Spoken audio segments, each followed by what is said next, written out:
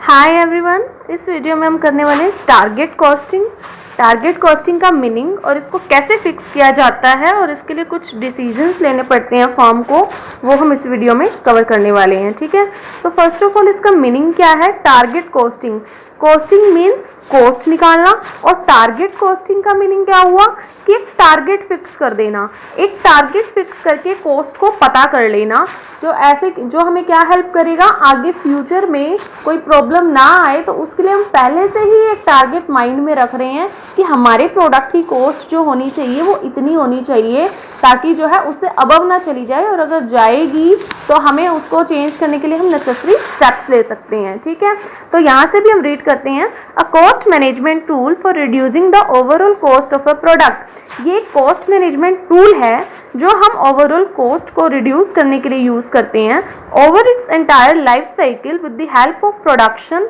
Engineering, research and design. ठीक है, मतलब हम इसमें सब कुछ ही यूज कर रहे हैं, सारा कुछ यूज करके हम पूरी लाइफ साइकिल प्रोडक्ट की पता कर रहे हैं। सारा कुछ देखकर हम क्या कर रहे हैं, इस अपने प्रोडक्ट की कॉस्ट को कम करने की कोशिश कर रहे हैं कि इंट्रोडक्शन स्टेज में क्या होगा, फिर मैच्योरिटी में, डिक्लाइन में, सारी स्टेजेस को भी कवर किया जा रहा है, सारे स्टेप्स को भी कवर किया जा रहा है, और एक टारगेट को फिक्स किया जा रहा है कि हमारे प्रोडक्ट की कॉस्ट इतनी होनी चाहिए। ठीक है, तो इसके लिए कुछ मैंने मीनिंग जो है या प्रोसेस कह सकते हो आप इसको। ठीक है, तो आप इसको वन बाय वन हम इसके प्रोसेस को रीड करेंगे। अब देखो, under this target market price is determined prior to designing and introducing a product. हम ना क्या करते हैं कि ना सबसे पहले ही प्रोडक्ट को इंट्रोड्यूस करने से पहले ही, ठीक है, और डिज़ाइन करने से पहले एक टारगेट मार्केट प्राइस फिक्स कर देते हैं कि इसको मार्केट में हमें इतने प्राइस में बेचना है।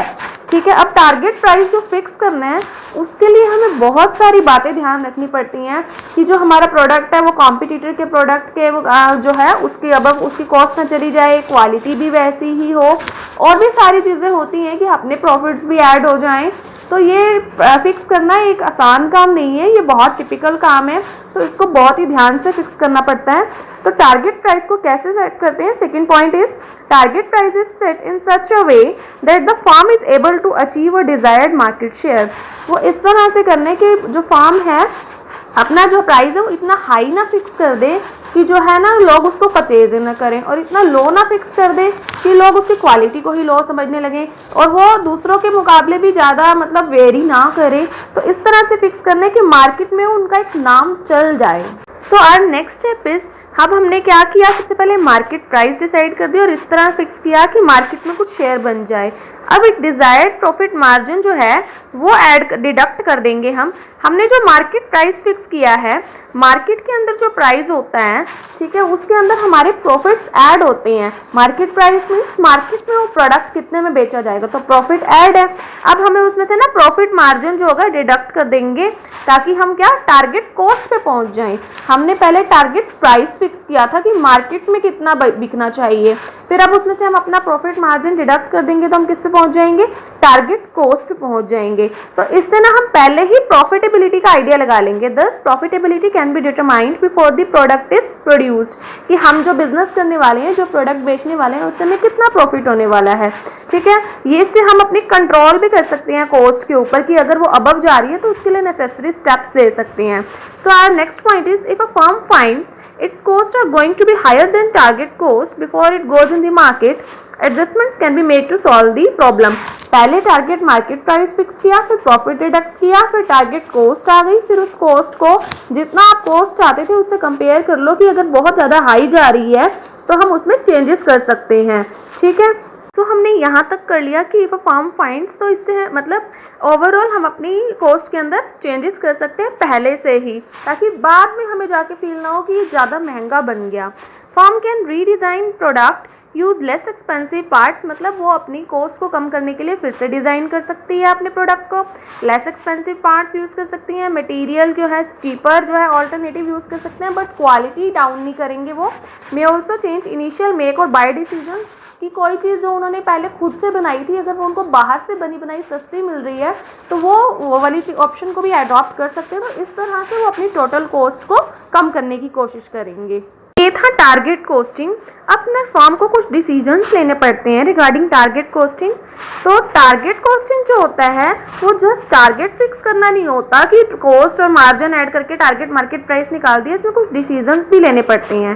First is defining the product that customers wants. ऐसा प्रोडक्ट होना चाहिए जो कस्टमर्स चाहते हैं। Ascertaining the economics required for profitability. अब प्रॉफिट मार्जिन ऐड करना कोई इजी टास्क नहीं है, उसके लिए भी प्रॉपर आपको सोच समझ के सब कुछ करना पड़ेगा कि क्या क्या कैसे कैसे ऐड करना है। एलोकेटिंग टारगेट टू कंपोनेंट्स, कि किस चीज़ पे कितना पैसा लगना चाहिए, तो ये सारी चीज़ें एलोकेट की जाएंगी। तो हमने क्या क्या डिसाइड किया, प्रोडक्ट कौन सा चाहिए, प्रॉफिटेबिलिटी कैसे हमें लानी है, फिर कौन सी चीज़ पर कितना खर्चा करना है। So our fourth point is identifying the gap between target cost and initial projection of manufacturing cost. Means जो आपकी एक्चुअल कॉस्ट हो रही है और जो टारगेट कॉस्ट हो रही है, अब उनका गैप देखेंगे आप। तो ये सब डिसीजंस एक फर्म को लेने पड़ते हैं time to time target costing करने के लिए। पर लेकिन एक बार टारगेट कॉस्टिंग अगर हमने कर ली तो उसका बहुत बहुत बहुत बेनिफिट आगे मिलता है। तो आगे का स्टार्टिंग का किया हुआ कुछ एफर्ट और टाइम तो जो लगेगा और पैसा लगेगा वो आगे जो होगा और प्रॉफिटेबिलिटी में हमें हेल्प करेगा। ठीक है, तो हम कह सकते हैं this technique is before the fact indicator. ये पहले ही हमें इंडिकेशन दे देते हैं that can keep a firm from getting in a lot of trouble in future, कि फ्यूचर में हम बहुत ज़्यादा ट्रबल में ना फंस जाएं। इसलिए पहले से ही टारगेट कॉस्टिंग करना बेनिफिशियल रहता है और आजकल बहुत सारी फर्म्स इनको अडॉप्ट करने लगी हैं ताकि फ्यूचर में जाकर उनको डिफिकल्टी ना हो। So that's it for this video. अगर आपको ये वीडियो अच्छी लगी हो तो please like share comment and subscribe the channel.